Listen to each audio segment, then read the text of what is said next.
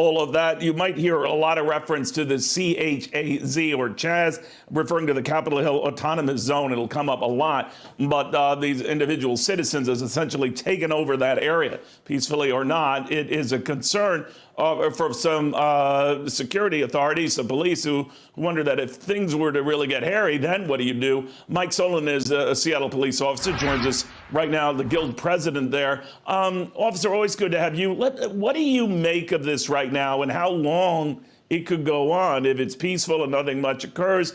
You just heard our reporter on the scene. This could drag for a while. What do you think?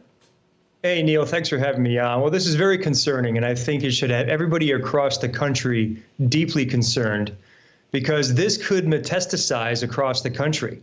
It's quite clear that City of Seattle elected officials are lacking the political will to enforce the rule of law.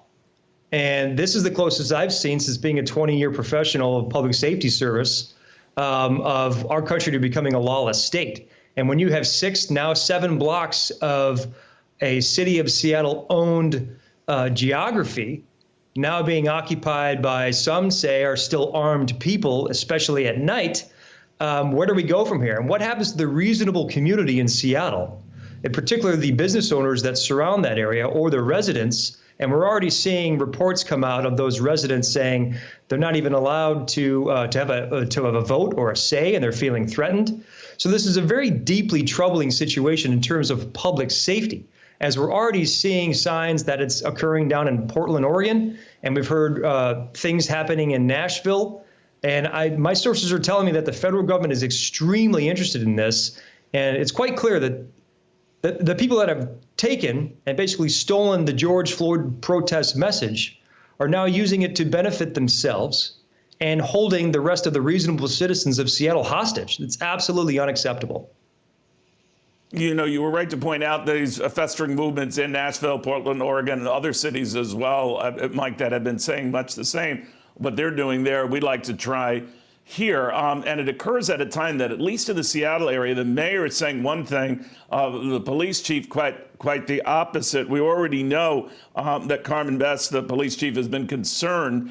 She defied the mayor's orders the other night when the protests were really getting bad before this sort of lockdown situation, that she went ahead and used tear gas to break up what was potentially a violent scene. Now a judge has intervened to say, don't do that again, hold off on that sort of thing. So it sort of ties her hands, and yours as well, right?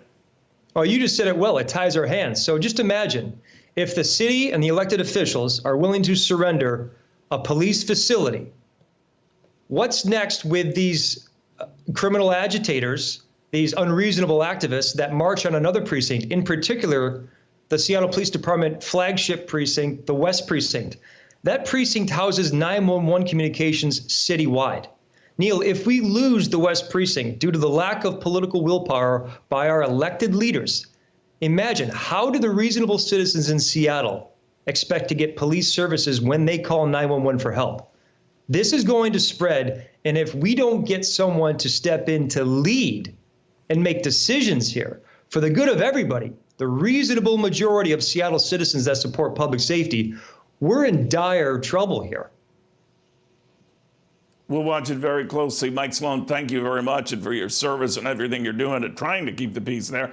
Mike is the Seattle Police Officers Guild president. We'll be monitoring that very, very closely, because